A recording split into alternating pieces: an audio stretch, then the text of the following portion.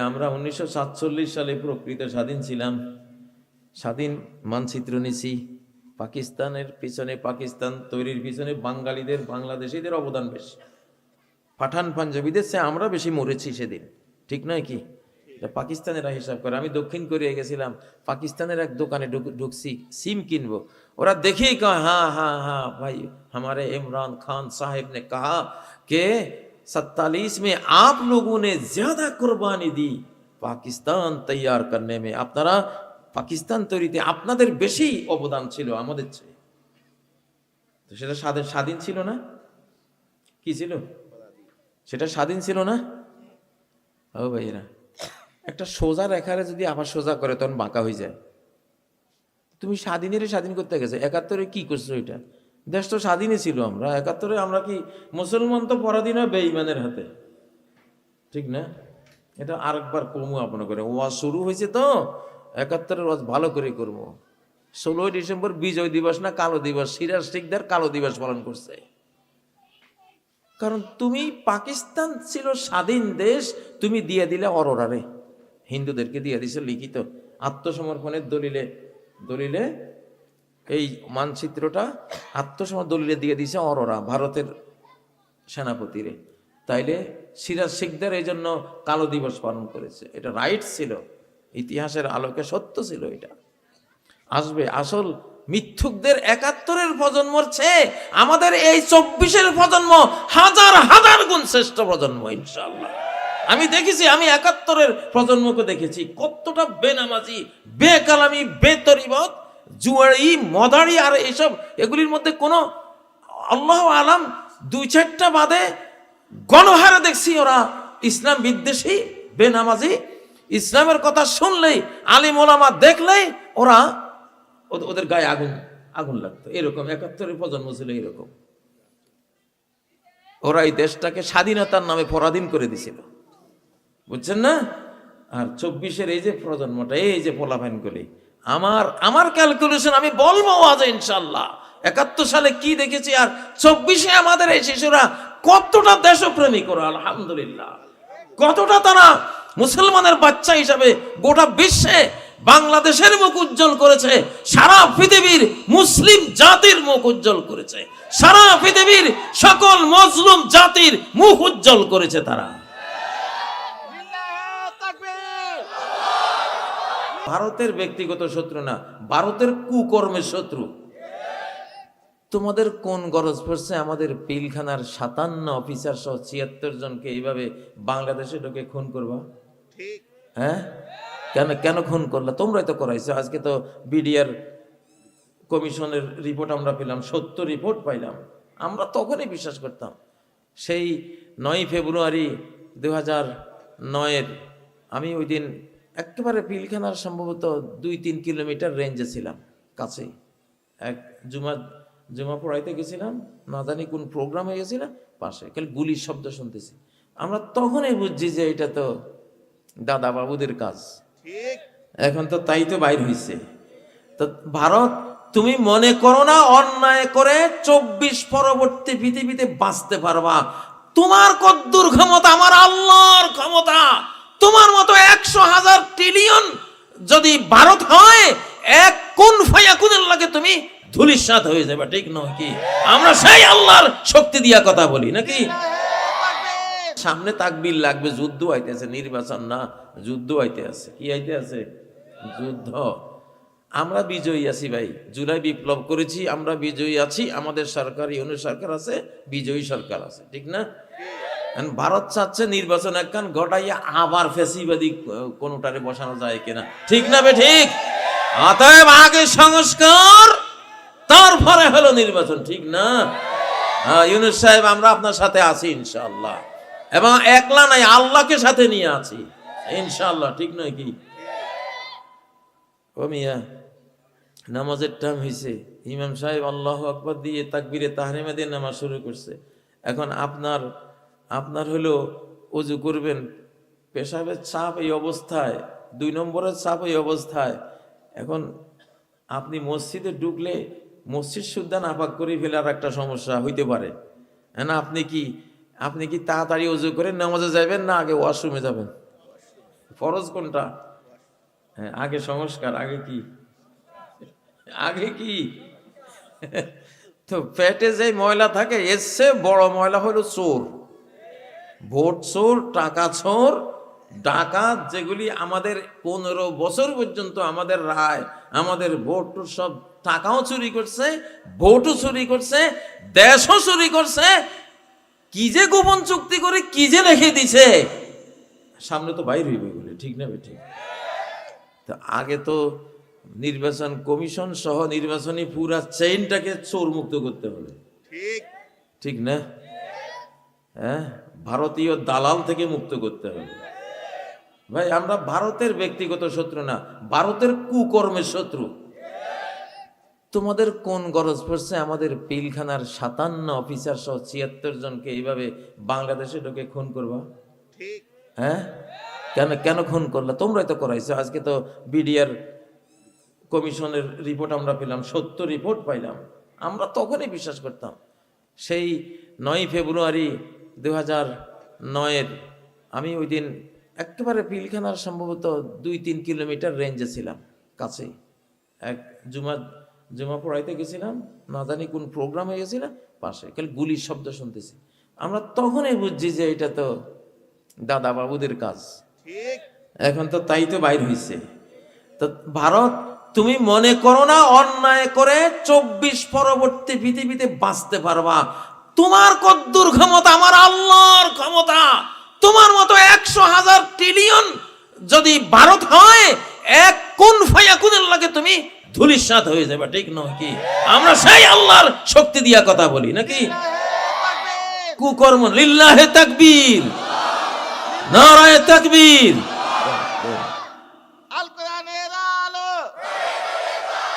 আল হাদিসের আলো, লিল্লাহে তাকবীর। আমার আল্লাহর কাছে আজকে বিচার দেব, একটা আধ্যাত্মিক বিচার। হে আল্লাহ, পিলখানার এই আমাদের অফিসারদেরকে, মুসলিম মানচিত্রের প্রহরী অফিসারদেরকে, এই কোরআনের মানচিত্র, মুসলিম সমাজের এই রক্ষাকারী বাহিনীকে যারা যারা যেই লোক হত্যা করেছে, যারা পরামর্শ দিয়েছে আল্লাহ, যারা বুদ্ধি দিয়েছে, যারা ওদেরকে এই দেশে ঢুকিয়েছে, ওই সময়ে ভারত থেকে 921 জন লোক বাংলাদেশে ঢুকে 2009 সালে 921 জন। তার মধ্যে 67 জনের কোনো খোঁজ খবর পাওয়া যায় না, ওরা কই গেল? এগুলি কিলার, এগুলিরে কালো মাইক্রোতে করে বিমানে দিয়া, এমন বিমানে করে পার করা হয়েছে, বিমানের কোনো নাম্বার কিছু রাখা হয় নাই, ফ্লাইট নাম্বারে নাই। ওরে জালিমের দল, শোন, ইয়াউমা তুবলাস সারাইর, যেদিন যখন শেষ জামানা আসবে, কিয়ামতে স্টার্ট হয়ে যাবে, সমস্ত গোপন জিনিস তখন প্রকাশ করে দেয়া হবে। কোন গোপন হত্যাকাণ্ড, গোপন ষড়যন্ত্র এখন আর এই পৃথিবীতে গোপন থাকার কোনো চান্স নাই, কোনো সুযোগ নাই। এমন মোবাইল, এমন যন্ত্র, মোবাইলে তো আল্লাহর একটা বান্দা, আল্লাহর সৃষ্টি, ঠিক না? মানুষের হাত দিয়ে আল্লাহ বানাইছে। ইন্নাল্লাহা ইয়াসনাউ কুল্লা সানিইন ওয়া সানাআতা। আলাদাবুল মুফরাদের মধ্যে ইমাম বুখারী হাদিসটা নিয়ে আসছেন যে প্রত্যেক কোম্পানির স্রষ্টা আল্লাহ, কোম্পানির প্রোডাক্টের স্রষ্টাও কে? আল্লাহ। বেটা, তুই মোবাইল বানাইছত কি দিয়া? আল্লাহর দেওয়া ব্রেন দিয়া না? আল্লাহর দেয়া চোখ দিয়া না? আল্লাহর দেয়া হাত দিয়া না? আল্লাহর দেয়া প্লাস্টিক, আল্লাহর দেয়া আয়রন, আল্লাহর দেয়া কত কিছু লাগছে, সব কার?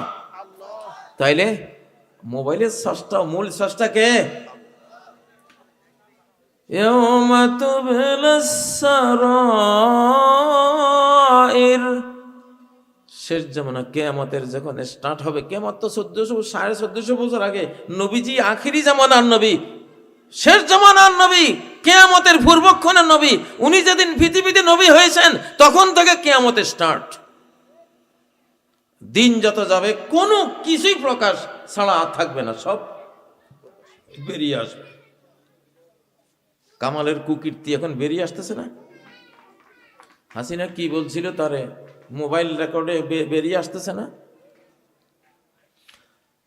তো আল্লাহর কাছে একটা বিচার দিলাম যে বিডিআর কমিশনের রিপোর্টে যেটা আমরা পেলাম, ভারত জড়িত, হাসিনা জড়িত এবং তৎকালীন আওয়ামী লীগ জড়িত, তাপস এগুলি জড়িত। আল্লাহ প্রত্যেকটারে ওইভাবে খুন করো তুমি, বিচার মৃত্যুদণ্ড দিও যেভাবে আমাদের নিরস্ত্র সৈনিকদেরকে ওরা খুন করেছে। আল্লাহ আল্লাহ আল্লাহ হাত তোলেন সবাই। আল্লাহ আল্লাহ, মানুষ আন্তর্জাতিক আদালতে যায়, আমরা তোমার আদালতে বিচার দিলাম, তোমার শক্তির সামনে কারো কোনো শক্তি কাটে না। আল্লাহ যতগুলি এই হত্যাকাণ্ডে জড়ানো আছে আল্লাহ প্রত্যেকটারে ওইভাবে তুমি মৃত্যু দিও, ওইভাবে তুমি মৃত্যুদণ্ড দিও যেভাবে ওরা আমাদের এই নিরীহ আমাদের আমাদের সৈনিকদের সাথে মা বোনগুলিকেও সেদিন গুলি করে ঝাঁঝরা করেছিল। আল্লাহ আল্লাহ, আমাদের মেয়েরা কি দোষ করেছে, মা বোনরা কি দোষ করেছে, আল্লাহ আল্লাহ তাদেরকে ওইভাবে খুন করো। আল্লাহ তুমি খুনের আরজি তোমার জন্য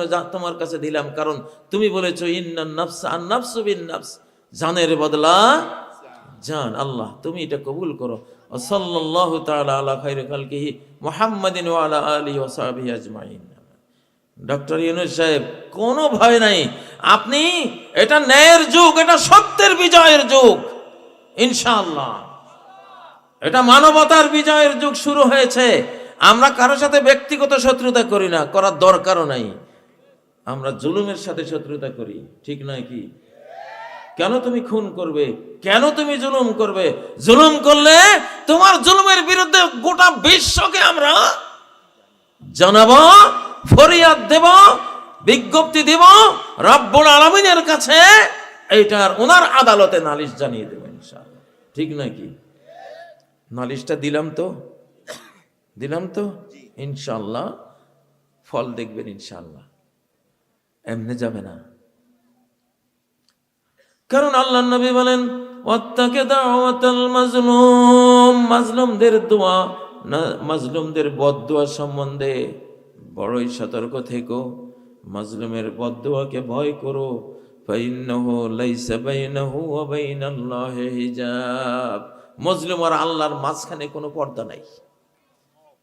সে কাফের হলেও আল্লাহ তার দোয়া শুনবে, পর্দা নাই, কুফুরির পর্দা ওখানে কাজ করে না। সে মুশরিক হইলে মুশরিকের পর্দা সেখানে কাজ করবে না। সে বড় কবিরা গুনাহ একটা পর্দা, দোয়া কবুল হয় না। কিন্তু মজলুম হলে ওই কবিরা গুনার পর্দা আল্লাহ তুলে নেন।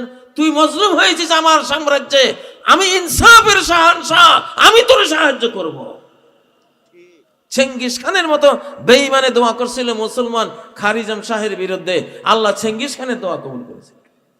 চেঙ্গিস খানের 450 ব্যবসায়ীকে খারিজমরা এক মহিলার কুপরামর্শে হত্যা করেছিল।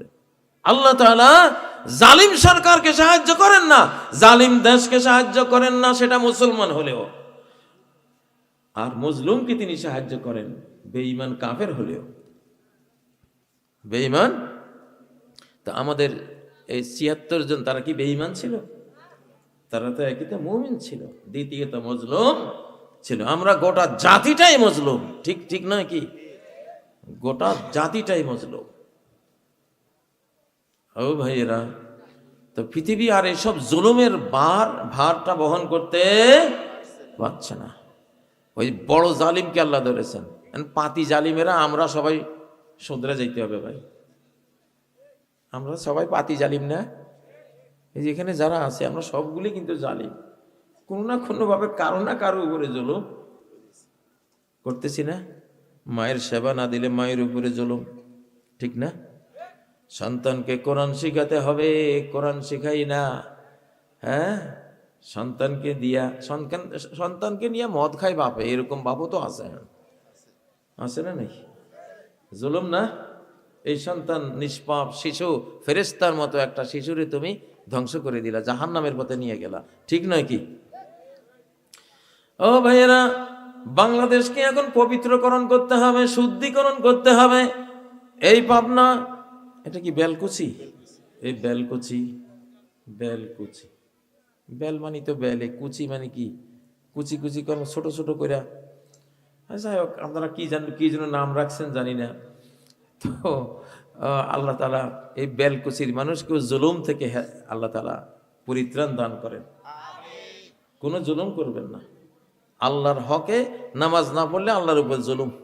কেন পড়লেন না? তার খাইলেন, তার গাইলেন না কেন? ঠিক না? আবার মায়েরে বাদ দিয়া স্ত্রীরে খাওয়াইলে মায়ের উপরে জুলুম। মায়েরও খাওয়াও, স্ত্রীকেও খাওয়া, ঠিক না? ও ভাইয়েরা, দুনিয়াতে স্ত্রী মরে গেলে হাজার লাখ কোটি স্ত্রী পাওয়া যাবে, মা মরে গেলে এই জিনিস কি আর পাওয়া যাবে? বিকল্প আছে? আল্লাহ আকবার, নাই। এই জন্য তোমার স্ত্রী, সেও তো বাচ্চাদের মা হচ্ছে, মায়ের সম্মান রাখলে স্ত্রীও সে মা হিসাবে আগামী দিনগুলিতে এই মায়ের মতোই সম্মান পাবে, খেদমত পাবে। ও ভাইরা, মা যালামুনা ওয়ালাকিন কানু আনফুসাহুম ইয়াযলিমুন। সব জুলুম আল্লাহর উপরে যায় না। ও ভাইরা, কার উপরে যায়? শেষ পরিণতিতে নিজের উপরে যায়, ঠিক না ঠিক?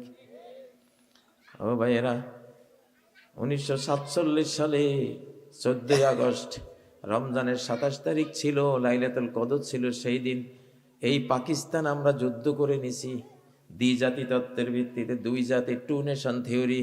আমরা মুসলিম এক জাতি। আল্লাহর কোরআন বলে ফামিনকুম কাফিরুন ওয়া মিনকুম মুমিন। তোমাদের মধ্যে গোটা পৃথিবীর মানব জাতি কয় জাতি? দুই জাতি। এক জাতি কাফের, আরেক জাতি মুমিন। তো দুই জাতি, ফারিকুন ফিল জান্নাতি ওয়া ফারিকুন ফিস সাঈর।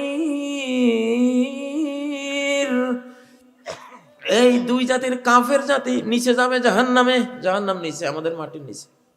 যে টেকটনিক প্লেটের ধাক্কা দেয় যে ওটা জাহান্নামের আগুনের, আর টেকটনিকের যে ঘর্ষণের যে শক্তি সেটা ভিতরে তো জাহান্নাম।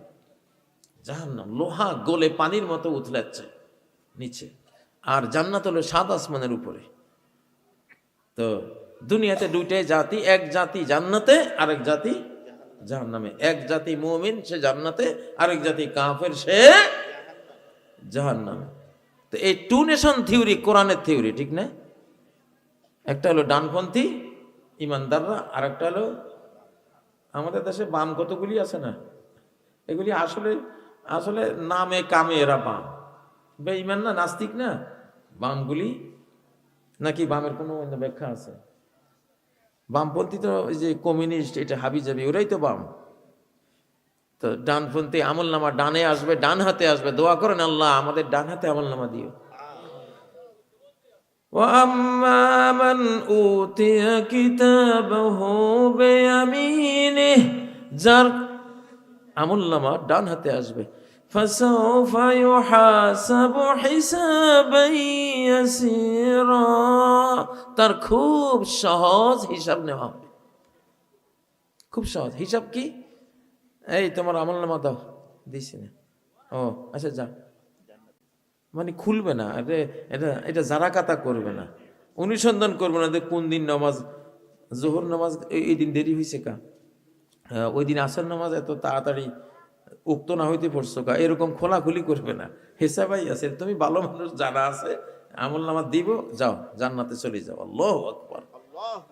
এমন একখান হিসাব চাননি আপনারা? হিসাবে ইয়াসির কারা কারা চান? সহজ হিসাব।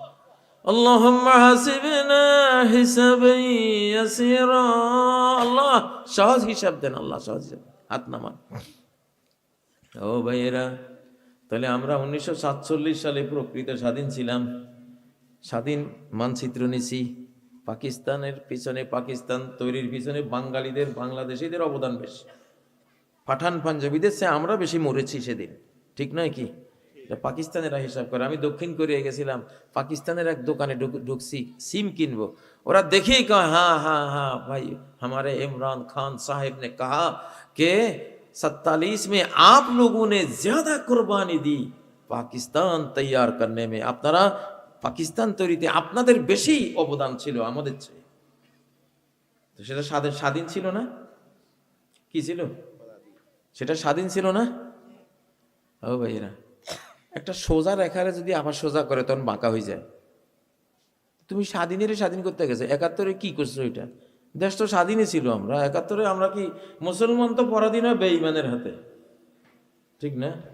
এটা আরেকবার কমু আপন করে, ওয়াজ শুরু হয়েছে তো 71-এর ওয়াজ ভালো করে করবো।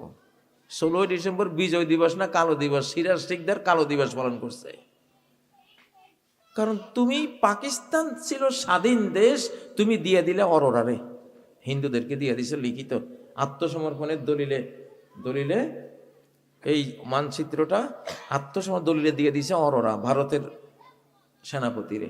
তাইলে সিরাজ শিকদার এই জন্য কালো দিবস পালন করেছে। এটা রাইট ছিল, ইতিহাসের আলোকে সত্য ছিল। এটা আসবে আসল মিথ্যুকদের 71-এর প্রজন্মর চেয়ে আমাদের এই 24-এর প্রজন্ম হাজার হাজার গুণ শ্রেষ্ঠ প্রজন্ম ইনশাআল্লাহ। আমি দেখেছি, আমি 71-এর প্রজন্মকে দেখেছি কতটা বেনামাজি, বেকালামি, বেতরিবত, জুয়ারি, মদারি আর এইসব, এগুলির মধ্যে কোনো আল্লাহ আলাম 2-4টা বাদে গণহারে দেখছি ওরা ইসলাম বিদ্বেষী, বেনামাজি। ইসলামের কথা শুনলেই, আলিম ওলামা দেখলেই ওরা, ওদের গায়ে আগুন আগুন লাগতো। এরকম 71-এর প্রজন্ম ছিল এরকম। ওরা এই দেশটাকে স্বাধীনতার নামে পরাধীন করে দিছিল, বুঝছেন না? আর 24-এর এই যে প্রজন্মটা, এই যে পোলাপাইনগুলি, আমার ক্যালকুলেশন আমি বলবো আজ ইনশাল্লাহ 71 সালে কি দেখেছি আর 24-এ আমাদের এই শিশুরা কতটা দেশপ্রেমিক ওরা, আলহামদুলিল্লাহ, কতটা তারা মুসলমানের বাচ্চা হিসাবে গোটা বিশ্বে বাংলাদেশের মুখ উজ্জ্বল করেছে, সারা পৃথিবীর মুসলিম জাতির মুখ উজ্জ্বল করেছে, সারা পৃথিবীর সকল মজলুম জাতির মুখ উজ্জ্বল করেছে তারা। লিল্লাহে তাকবীর, লিল্লাহে তাকবীর।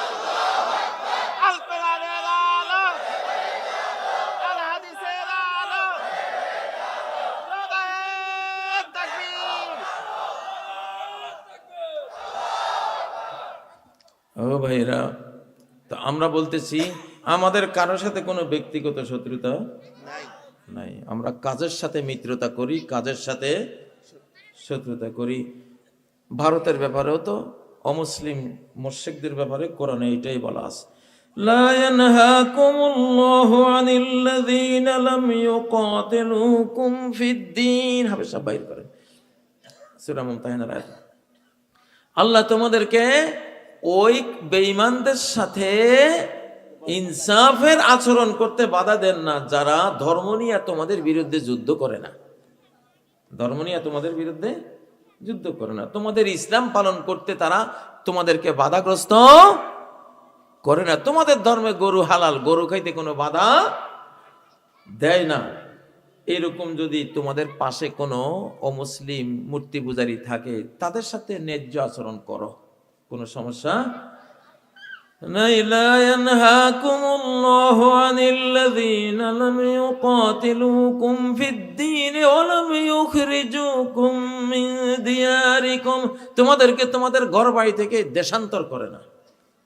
আমি তো দেশান্তর ছিলাম, আমি জেল থেকে যখন বাইরে হই 12 থেকে 13টা হুমকি পেয়েছি যে এবার তোমাকে মামলা দিয়ে তো আটকানো যায় না, গুলি করবো, বুঝেন না?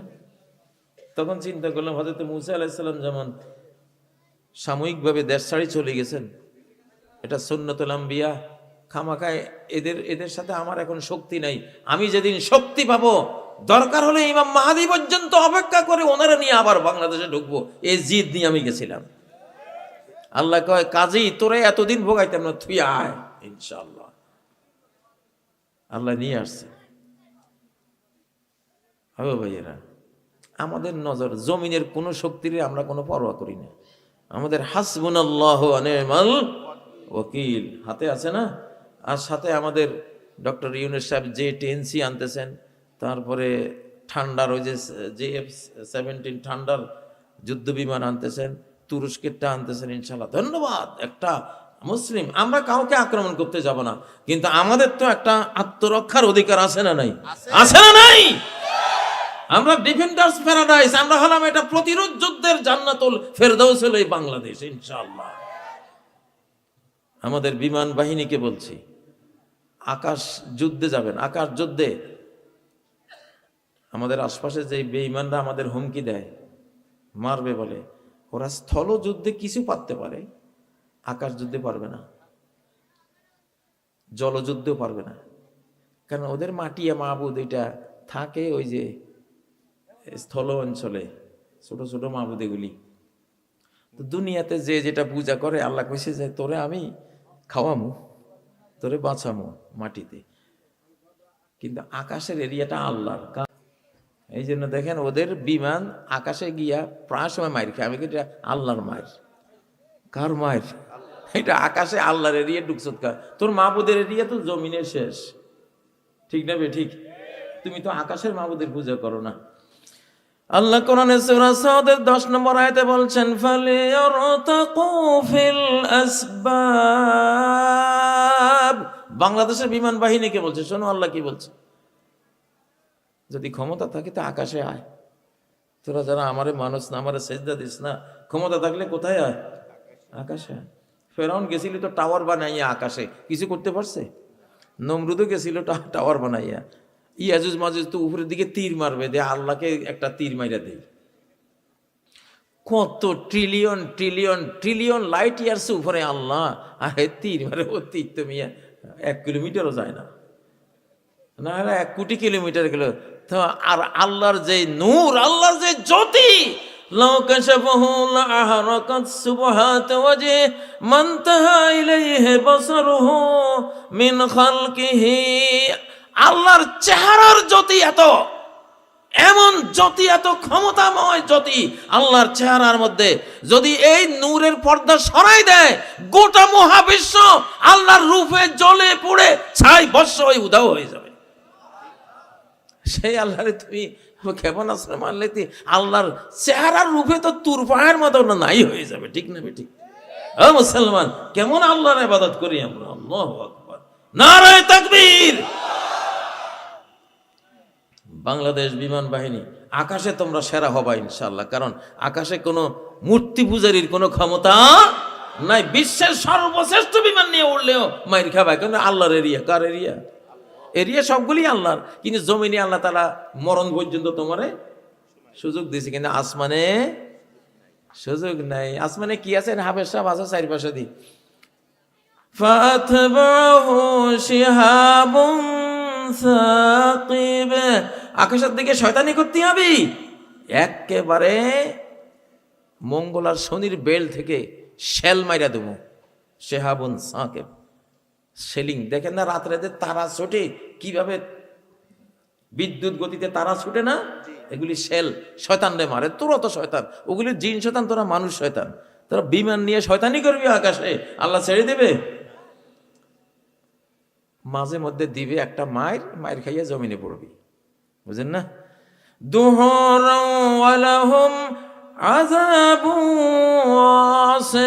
মানুষ শয়তান আর জিন শয়তান যখন আকাশে ওঠে, আল্লাহর শেলগুলি ওদেরকে বিতাড়িত করে, আর তাদের উপরে পড়ে অব্যাহত কন্টিনিউয়াস প্রক্রিয়ায় নামতে থাকা আযাব আর শেল, বুঝেন না? আর বাংলাদেশের বিমান বাহিনী যদি আকাশে উড়ে লা ইলাহা ইল্লাল্লাহ কইয়া, হ্যাঁ, বিসমিল্লাহ, আল্লাহু আকবার, আল্লাহু আকবার, আল্লাহু আকবার, সুবহানাল্লাযী সাখখারা লানা হাযা, এই যে দোয়াটা পড়ে যদি উঠে, ফেরেশতারা মিয়া তোমার লগে থাকবো ওখানে। ফেরেশতা